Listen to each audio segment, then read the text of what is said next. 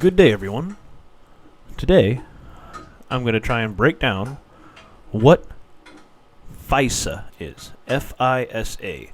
I'm sure many of you have seen this in the news, whereas the FISA courts were doing some illegitimate things or what their purpose is. Most of the talking heads, whether it be Fox, CNN, or any of the other pay-to-play networks, will most likely just brush us over because they realize most people that watch them don't really care about what's going on anyways, and they just like to see, whether Trump is bashing on someone or whether someone's bashing on Trump. But for everybody out there that would like to know, FISA stands for Foreign Intelligence Surveillance Act. And this was amended in 1978 as a post-Watergate era reform, which was intended to prescribe procedures for granting quasi-judicial authorization for electronic surveillance of persons engaged in espionage, terrorism, weapons, or narcotics trafficking. Critics have raised serious questions regarding the protection of Americans' Fourth Amendment rights.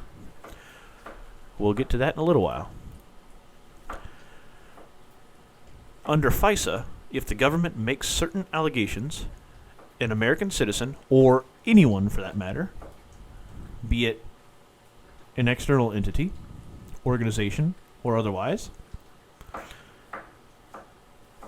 and their entire network of personal and electronic contacts, your contacts, anyone's, can be stripped of your constitutional rights of due process, right of counsel, that's a lawyer, and the right to face your accusers by a court. These people meet in secret without you ever being notified what has happened. This is indeed raising constitutional questions, because it pretty much blows everything out of the water where you're innocent until proven guilty. Now, FISA authorities are not criminal law authorities. It is not just that FISA is not designed to ferret out evidence of a crime.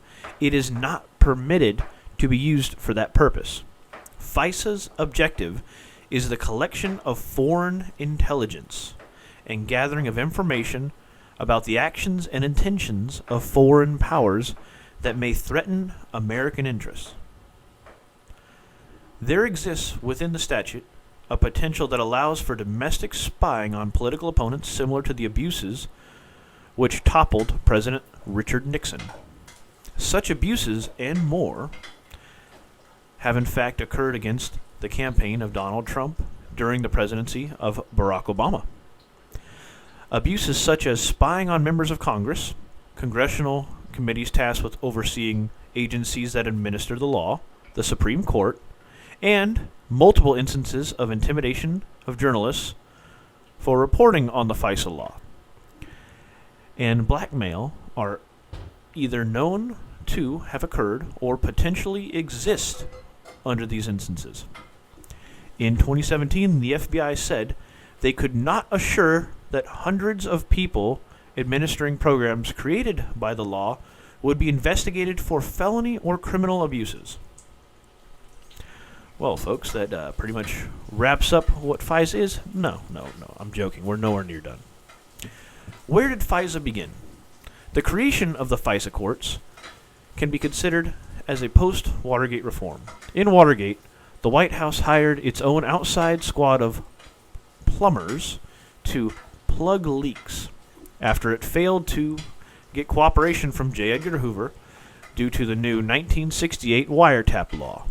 Hoover's FBI had a long history of political spying and illegal break-ins at the request of President Franklin Delano Roosevelt, as well as Lyndon Johnson and others, to rein in such government and extra-governmental abuses.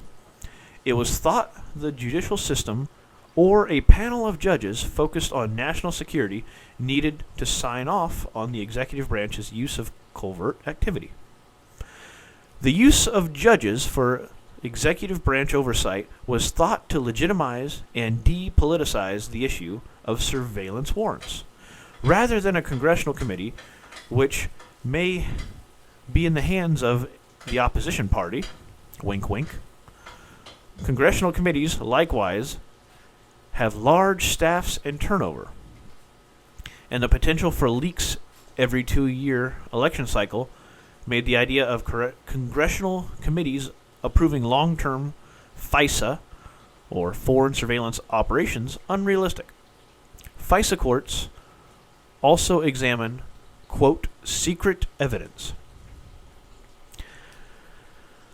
There have been many problems in recent years with the administration of the FISA courts.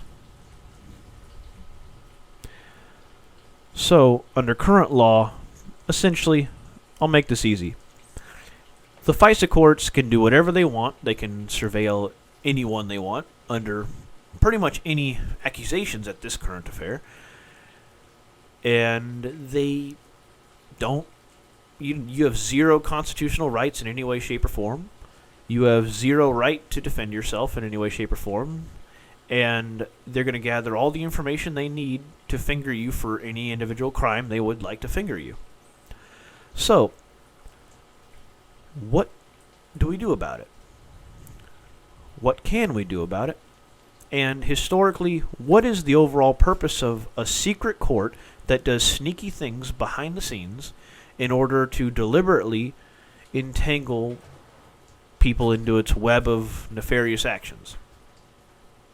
Well, there's a couple interesting people, like Rand Paul, who are championing, I would say, the regulation of the FISA courts, but most likely no one will do anything about it because Rand Paul is an anomaly that believes in small government and limited governmental affair into your lives. So, just, I would say, give him a look into. Interesting dude, a little strange, but nonetheless, I believe he stands with principle above all else. I am the Teflon Man. Thank you, and take care.